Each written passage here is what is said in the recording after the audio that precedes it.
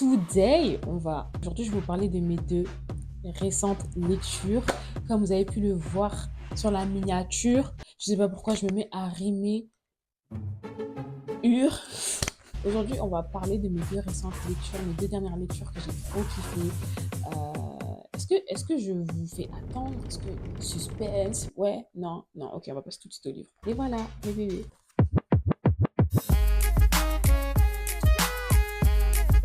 Nous sommes tous des féministes de Chimamanda Ngozi Adichie, ainsi que la Déclaration des droits de la femme et de la citoyenne de Olympe de Gouges, des classiques du féminisme. Et on va commencer par étudier. Déjà, alors, ce livre, je crois qu'en anglais c'est We Should All Be Feminists, donc nous devrions tous être féministes.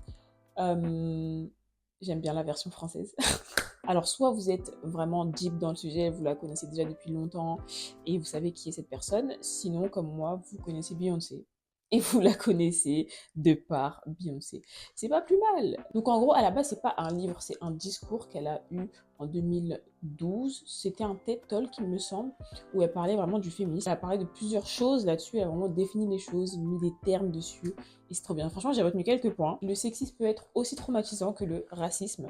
Vous avez déjà entendu parler de gens qui avaient des expériences en mode « Ah, mais quand j'étais petit, j'ai vécu ce truc raciste-là, et jusqu'aujourd'hui, ça m'a touché. » Eh bien, c'est la même chose pour le sexisme. Je pense qu'on devrait vraiment prendre ça au sérieux. Moi, je sais que par exemple, il y a eu des expériences avec ma pilosité quand je commençais à grandir, à être une ado et tout, qui m'ont totalement marquée jusqu'au jour d'aujourd'hui en fait. Elle, ça a été la même chose. Je me rappelle que dans son livre, enfin dans son discours du coup, elle a dit oui, la maîtresse un jour a dit que le premier de la classe aura le droit d'être délégué, de donner des ordres et tout.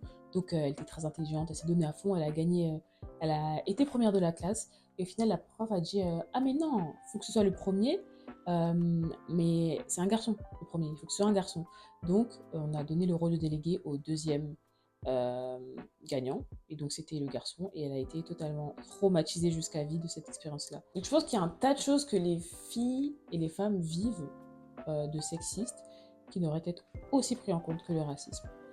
Deuxième chose que j'ai kiffé, et ça je pense que ça peut aussi parler aux hommes, parce que dès qu'ils entendent féministe, bah, ils vont pas se sentir concernés, mais en fait elle est en train de dire que les hommes ont la capacité de même pas se rendre compte qu'il y a vraiment un combat.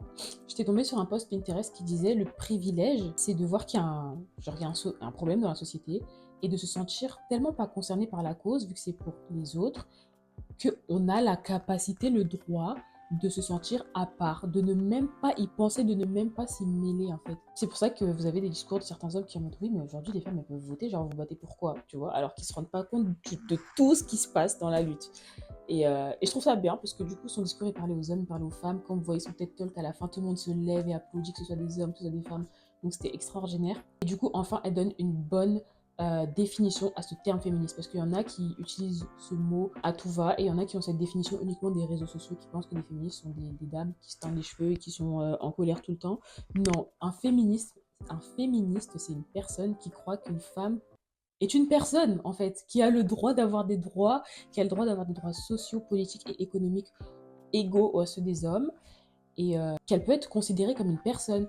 Elle a dit dans son livre, une des expériences traumatisantes, c'est qu'un jour, elle était au restaurant avec un gars, et le serveur l'a même pas calculé, parce que dans sa tête, il faut dire bonjour que au gars, c'est le gars qui va payer, c'est le gars qui ici, donc même pas la femme, il l'a calculé en fait. Genre juste un bonjour, tu vois, des trucs comme ça.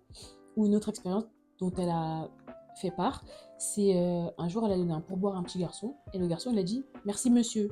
En fait, il a dit merci au monsieur qui était à côté d'elle, parce que dans sa tête, c'est tellement internalisé qu'une femme peut pas avoir beaucoup d'argent, que en fait, peu importe l'argent qu'elle me donne, ça vient d'un homme. Je sais pas si vous vous rendez compte, tu vois. Après là, c'est vraiment les trois trucs que je retiens le plus. Après, elle est passée par la culture, par le fait d'être en colère. Elle a parlé aussi de, vous savez, l'échelle sociale, le fait que on est à peu près à 50-50 hommes-femmes sur Terre, mais quand on monte dans l'échelle sociale, au niveau des patrons, des dirigeants, des PDG, il n'y a que très peu de femmes, alors que c'est pas normal, surtout qu'elles réussissent mieux à l'école que les hommes. Donc franchement, elle aborde un tas de trucs, elle est là pour dénoncer vraiment les choses, et je vous conseille soit le livre, soit d'aller voir son discours tout simplement, son TED Talk qui était super. Je trouve qu'il est mieux, parce que des fois la traduction, elle est voilou. Et bien sûr, ce que j'ai vraiment, vraiment préféré, c'est les petits passages de Beyoncé, qu'on entend dans la chanson de Beyoncé, donc voilà.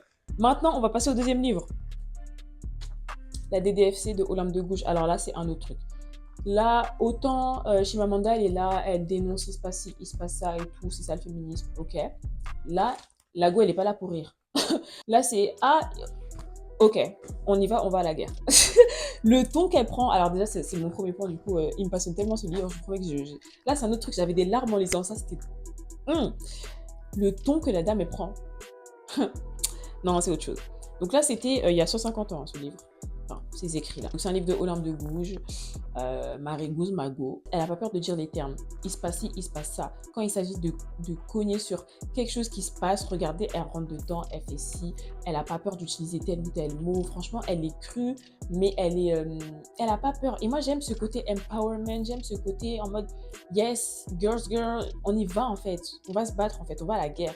Elle est pas là pour rire et j'aime beaucoup ça. Franchement, j'aimerais qu'il y ait beaucoup plus ça dans le féminisme parce que là, on est souvent sur la défensive, genre des associations contre les violences. En fait, c'est toujours le côté violence, etc.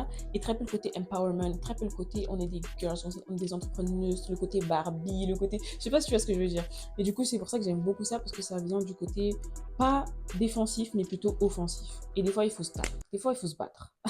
Son combat, c'est principalement la lutte pour les femmes, mais surtout pour les pauvres. Elle avait vraiment un cœur en fait, faisons quelque chose pour les aider, une caisse commune, quelque chose de tout le monde y met du sien pour aider tout le monde.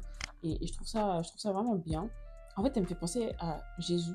Genre vraiment, quand tu vois son combat, c'était le premier à défendre les femmes, c'était le premier à défendre les pauvres, et je trouve qu'elle a les mêmes sensibilités que lui. Anyways, en fait, c'est quelqu'un qui était vraiment touché par l'humain, la cause sociale, parce que vous allez voir qu'elle parle pas que du féminisme, elle parle aussi des personnes noires, ou enfin, du coup, à l'époque, c'était l'espèce nègre, c'est comme ça que c'est écrit, parce que c'est comme ça qu'on les appelait, qu'on nous appelait, oui. Dans le livre, tu vois qu'elle était en mode, mais imaginez s'ils avaient le droit aussi de créer leur famille, s'ils avaient le droit de, voilà, d'avoir leurs enfants, d'être heureux, genre chacun vit dans la société et est libre en fait. Et elle disait aussi qu'elle trouvait cette idée un petit peu quand même ridicule, l'idée de l'esclavage, parce que, ok, dans notre pays, bah, c'est les blancs qui dominent les noirs, mais dans d'autres pays, c'est tel peuple qui domine sur tel peuple. En fait, c'est le même principe, mais avec d'autres origines de personnes. Donc en fait, c'est pas juste un truc inné que le blanc est supérieur au noir, c'est juste une idée bête en fait.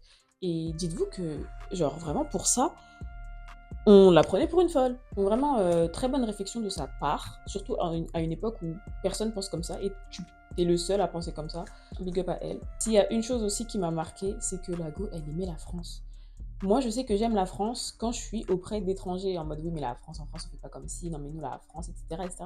Mais dans la vie de tous les jours, je suis pas là, vive la France, tu vois. Je crois qu'on a cette idée du fait que ça sonne un peu. C'est assez chauvin de dire j'aime la France. Je trouve que aimer la France, je sais pas. Ma caméra, elle a coupé, mais je disais que la dame aime son pays, elle adore la France, et tu le sens parce qu'à chaque fois, elle parle de nous, elle parle de la patrie, la nation, mais c'est pas dans un sens où en mode on va dominer le monde, mais c'est plus en mode un côté solidaire qu'elle essaye d'apporter, et j'aime beaucoup, beaucoup ça chez elle. Aussi, tu vois, sa détermination, parce que moi, je suis là, je vous parle de la chose, mais elle en parle et elle agit. Elle en parle, elle écrit, elle a écrit sa déclaration, elle a envoyé la lettre à la reine, il me semble, si je ne me trompe pas. Elle a fait des pièces de théâtre pour venir dénoncer le racisme. Elle fait des choses, en fait, elle agit, elle est super déterre, et ça, c'est un truc à prendre chez elle. C'est un truc, franchement, cette go, Marie, vraiment ma go, genre, elle est tellement... Il y a un tas de personnes qui sont là juste pour avoir des débats. Elle est là pour poser des actes et faire le changement. Donc, elle est là pour apporter le changement. Donc, vraiment, big up à elle. Mais elle n'est pas là uniquement pour agir dans le changement. Elle a aussi espoir. Parce qu'il y en a qui proposent des solutions et qui n'ont même pas espoir. Elle avait tellement de l'espérance envers l'avenir que ça en devenait presque une prophétie. Elle a dit à la reine, oui, si vous vous battez pour tel ou tel... Parce que à son niveau, elle ne peut pas influencer beaucoup de gens. Donc si elle s'adresse à la reine, c'est parce qu'elle voulait s'adresser au plus haut pouvoir qui avait de l'influence sur les femmes. Elle a dit, si vous vous battez pour ces droits aussi nobles, je pense qu'il y aura déjà la moitié du royaume qui sera de votre côté, du coup les femmes, et au moins un tiers de l'autre. Genre, je sais pas d'où elle tire ces chiffres, mais c'est trop beau de penser à l'avenir comme ça. Ou alors, elle dit qu'elle rêve d'une société où, par exemple, les personnes noires pourraient avoir le droit de marcher, vivre, manger n'importe quoi, comme n'importe quel être humain. Ou une société où, par exemple, elle imagine les femmes beaucoup plus libres, etc. Et en fait, moi, ça m'émeut beaucoup parce que on vit dans son rêve, Il y a 150 ans, ce pourquoi elle se battait, c'était de la folie, mais aujourd'hui, on vit dans son rêve, et c'est vraiment touchant. Et moi, il y a des choses aujourd'hui pour lesquelles je me dis, mais en fait, ça n'a tellement pas de sens, et j'espère que dans 150 ans, ce sera tellement absurde pour ces gens de voir qu'à notre époque, on vivait comme ça. Je sais pas si tu vois ce que je veux dire. C'est très émouvant, et moi-même, ça me donne espoir pour l'avenir. Et surtout que ce qu'elle dit, en fait, c'est tellement... En fait, tout se réalise à peu près. C'est comme si c'était une prophétie. Et je trouve ça trop beau. Bref, c'est deux livres que j'ai beaucoup kiffé. C'est des classiques. Est-ce que vous avez des recommendations?